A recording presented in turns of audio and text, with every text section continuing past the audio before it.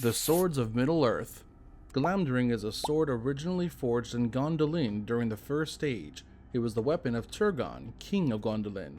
The blade is elvish in make and glows blue in the presence of orcs, indicating its origin as a blade meant for war against Morgoth's forces. After Gondolin's fall, Glamdring was lost for millennia until found by Gandalf in a troll horde during The Hobbit. Glamdring is known for its sharpness, resilience, and historical weight, though it possesses no overt magical powers beyond its orc-detecting glow and unbreakable craftsmanship. Orcrist. Also forged in Gondolin, Orcrist was a companion sword to Glamdring and known as the Goblin Cleaver. It was wielded by Thorin Oakenshield after it was recovered from the same troll hoarding as Glamdring. Like Glamdring, Orcrist glows blue in the presence of orcs.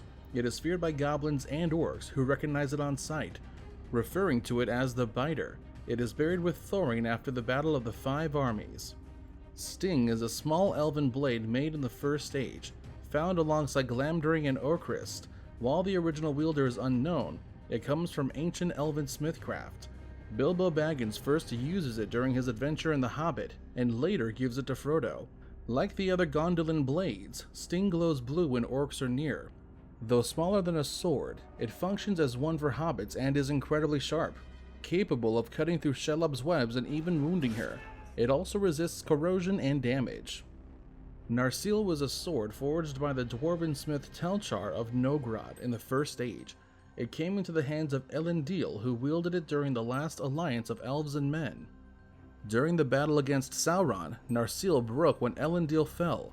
However, Isildur used the broken hilt to cut the One Ring from Sauron's hand. The shards were preserved, and later forged into Andúril, Flame of the West, for Aragorn. Andúril retained the blade's original power, and bore new runes. It symbolized Aragorn's royal lineage and his claim to the throne of Gondor. Anguirel was a black sword forged from a meteorite by Eöl, the Dark Elf. It was gifted to Thingol, who later gave it to Beleg Strongbow. After Beleg's death, Turin Turambar took up the sword and had it reforged by dwarves, naming it Gurthang, meaning Iron of Death. The blade was sentient, able to speak, and held a dark will. Gurthang ultimately killed Glaurung, the dragon, and was used by Turin to take his own life. It is one of the few weapons in Tolkien's legendarium with self-awareness and moral agency. Ringil was the sword of Fingolfin, High King of the Noldor. It was forged by elves and described as glittering like ice. In the most iconic duel of the First Age, Fingolfin used Ringil to fight Morgoth outside the gates of Angband.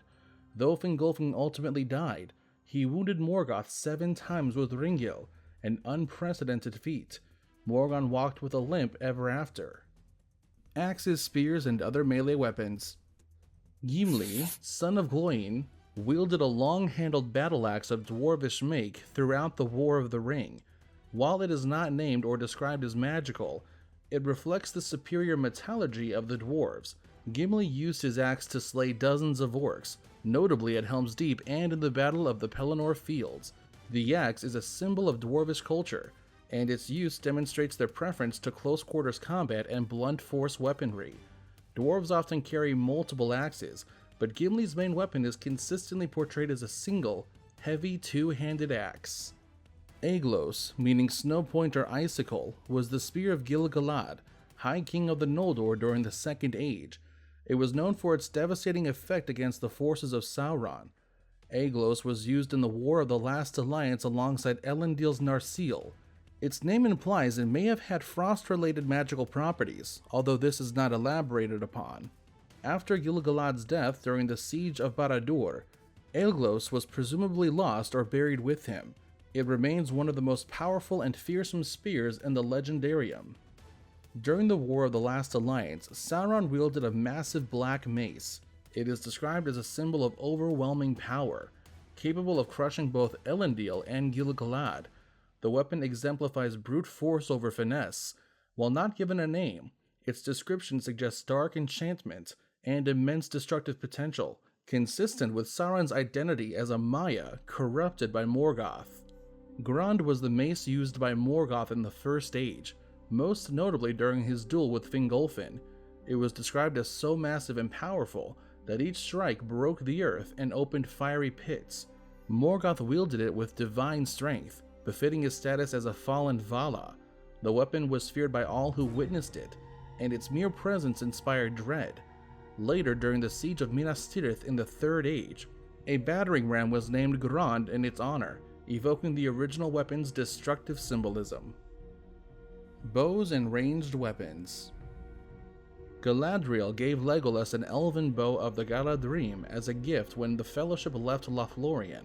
This bow was longer and stronger than the ones used in Mirkwood, capable of firing arrows with great accuracy and power over long distances. It symbolizes the grace and precision of elven archery. Legolas used this bow to deadly effect in many battles, including Helm's Deep and Pelennor Fields. Bard, descendant of Girion, Lord of Dale, used a great yew bow to slay the dragon Smaug. While the bow itself is not magical, Bard's skill and the weapon's size allowed him to fire the black arrow with enough force to pierce Smaug's vulnerable spot. The bow and Bard's lineage represent the resilience and forgotten nobility of men in the north. The black arrow was a single heirloom projectile passed down in Bard's family. It was made of superior dwarvish steel and could be reused many times. Bard reserved it for moments of greatest need and used it to kill Smaug by striking the weak spot in the dragon's underbelly. The arrow is a symbol of legacy, precision, and fate. Daggers, short blades, and unique edged weapons. The Daggers of Westernesse. These were ancient blades forged by the Dunedain of Westernesse, Númenorian men who opposed Sauron during the Second Age. Merry and Pippin received such daggers from the Barrow Downs, crafted specifically to harm creatures of the Shadow. These weapons retained their potency even after thousands of years. Merry used one to wound the Witch King of Angmar during the Battle of the Pelennor Fields. The dagger's enchantments disrupted the sorcery protecting the Nazgul, making it possible for Éowyn to deliver the killing blow. These blades were not simply relics. They were forged with foresight and imbued with power meant for evil beyond mortal strength. Legolas used a pair of elven long knives throughout the War of the Ring, especially in close quarters combat. They were light, elegant crafted weapons of Lorien design, suited for fast and fluid movements. While not named or described in depth, the knives reflect the refined martial style of the Elves, favoring agility, precision, and dual wielding in contrast to the heavier weapons of men and dwarves. The Morgul blade was a cursed dagger wielded by the Witch King of Angmar. When stabbed with it, a victim's soul would slowly be drawn into the world of shadows. Frodo was wounded by one at Weathertop, and although Elrond removed the physical fragment, the wound never fully healed. The blade disappears upon striking, leaving behind a splinter that moves towards the heart. The weapon's enchantment was designed not for swift death, but for corruption, transforming victims into wraiths. It represents Sauron's strategy of domination through fear and slow decay. Named weapons of dwarves and elves. Dramborleg, meaning Thunder Sharp, was an axe of Tuor, a man of the First Age and father of Arundel. Forged in Gondolin, it was a weapon that could both cleave and crush, combining axe and hammer in a single form. Though little is described of its specific use, the name alone suggests overwhelming power, as Tuor was one of the few mortal men to be accepted into the Undying Lands. Dramborleg's legacy is tied to the destiny of elves and men alike. Harafang was an elven sword said to have belonged to Idril Celebrimbor, the mother of Arundel. In Peter Jackson's film adaptations, it is wielded by Arwen, but it does not appear in the original text of Tolkien's writings. The name means Throng Cleaver, and the sword's curved design reflects Noldorin smithcraft. While not canonically significant in the legendarium, its cinematic presence added a visual element to elven martial elegance. Angrist, meaning Iron Cleaver, was a knife forged by Telchar, the dwarven smith of Nogrod. It was originally owned by Curufin, son of Feanor, and later taken by Beren. Beren used Angrist to cut a Silmaril from Morgoth's iron crown in Angband. The blade was so finely made that it could cut iron without breaking or dulling. However, it snapped when Beren attempted to remove a second Silmaril. Angrist represents the peak of dwarven craftsmanship and its role in elven history, particularly in the tale of Beren and Luthien. Artifacts of mythic origin. Aranruth was a sword of Elu-Thingol, king of Doriath. Its name means king's ire. After Thingol's death, the sword passed through various hands and was eventually brought to Númenor by Elros's descendants. It became an heirloom of the Númenorian kings. While its magical properties are not explicitly described, it is tied to the legacy of elven royalty and the downfall of Doriath, signifying the entangled fates of men and elves. Herugrim was a sword of Theoden, king of Rohan. Forged by the Rohirrim, it passed down through their royal line. It's a symbol of kingship and martial pride. Wormtongue kept it hidden from Theoden during his decline under Saruman's influence. Its return marks the king's restoration to health and strength. While not a magical weapon, Herungrim holds deep cultural and historical significance for the Rohirrim.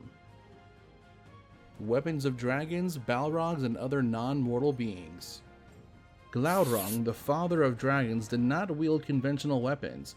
Instead, his body itself was a weapon. His fire breathing could incinerate armies, and his gaze could induce paralysis, fear, and even erase memory, as seen in the case of Nienor. His massive bulk, armored scales, and crushing strength made him nearly invulnerable to ordinary weapons. Only a precisely placed strike through his belly, his one vulnerable spot, was able to kill him. In the absence of tools, Glaurung's destructive capabilities stemmed from his origin as a creature of Morgoth, enhanced by fell spirit and sorcery. Ancalagon, the greatest of all winged dragons, was bred by Morgoth during the War of Wrath. Like Glaurung, he did not wield any crafted weapon, but his size and power were unmatched. When he was slain by Erendil and the Eagles, his fall crushed the mountains of Thangorodim. Ancalagon's very existence constituted a weapon of mass destruction. His flame, flight, and sheer mass were expressions of divine-scale warfare. His power was elemental, rather than forged. Balrogs, corrupted mire under Morgoth, wielded weapons of shadow and flame. The most notable, Durin's Bane, carried a fire whip and a flaming sword.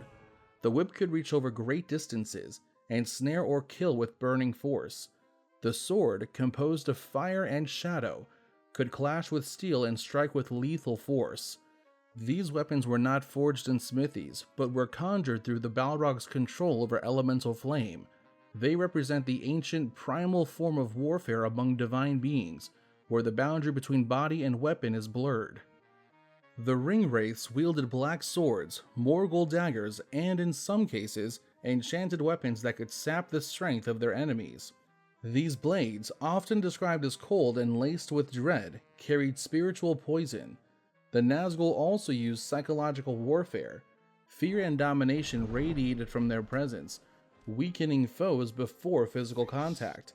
On the battlefield, their weapons were merely extensions of their cursed existence, and their effectiveness came as much from the ring's corruption as from steel. Siege weapons and engines of war. Grond, the battering ram. Named after Morgoth's mace, Grond was a massive battering ram used by the forces of Mordor during the siege of Minas Tirith. Crafted in Mordor, it was forged with dark sorcery and iron, shaped like a wolf's head. The ram was so immense that it had to be hauled by great beasts and teams of orcs. Grond struck with unnatural force, capable of breaking the magically reinforced gates of Minas Tirith. Each strike was accompanied by a thunderous sound, and it was said to be imbued with spells of ruin. Unlike conventional siege weapons, Grond was a symbolic and magical weapon, embodying the will of Sauron. During the same siege, Mordor's forces deployed crude but effective catapults and siege towers. These were not magical, but were enhanced by the labor of trolls and the endless numbers of orcs. Projectiles included flaming stones and the heads of fallen Gondorian soldiers to demoralize the defenders. While these weapons lack individual names, their role in Tolkien's war narratives reflects the industrial, dehumanized nature of Mordor's military strategy. Artifacts and instruments with weapon-like power. The One Ring. While not a weapon in the conventional sense, the One Ring was designed as a tool of domination. Forged by Sauron in the fires of Mount Doom, it allowed its bearer to control the other rings of power. and dominate the wills of others.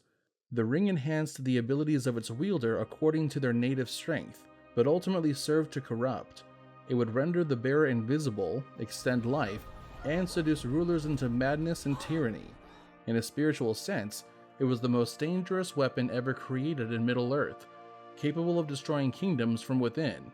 While not weapons by design, the Silmarils were the cause of multiple wars, oaths, and betrayals. Crafted by Fëanor, they contained the light of the two trees and were the most treasured objects in Arda. Their theft by Morgoth led to the First Age's central conflict. The Oath of Fëanor turned elves against each other, causing massacres and civil war. While the Silmarils were jewels, their influence led to more bloodshed than most blades, making them symbolic weapons of pride and tragedy. Symbolic and ceremonial weapons. The red arrow was not a weapon used in battle, but a ceremonial object of great significance. When the Steward of Gondor required aid from Rohan, a messenger would deliver the red arrow to the King of the Mark. This act invoked the Oath of Eorl, a bond of alliance between the two kingdoms. Though it had no combat function, the arrow symbolized ancient vows, honor, and unity in war. It held power not through force, but through history and obligation. Weapons of the Dead Men of Dunharrow. The army of the dead, formerly the Men of the Mountains, were cursed for breaking their oath to Isildur. When Aragorn summoned them through the paths of the dead, they appeared as shadowy warriors. They carried ghostly weapons that could not be parried or resisted by physical arms. These weapons were spiritual projections, not material objects, yet they were able to drive away entire fleets and armies. Their effectiveness lay not in craftsmanship, but in the terror and supernatural power of the cursed oath that bound them. Though staves are not traditional weapons, the staves of the Istari, Gandalf, Saruman, Radagast, and the Blue Wizards functioned as channels of power. Gandalf used his staff to command fire, light, and force. In Moria, he used it to shatter a bridge and to combat the Balrog. When Gandalf the Grey became Gandalf the White, his new staff signified his elevated authority and magical potency. Saruman's staff similarly allowed him to exert influence and project magical energy.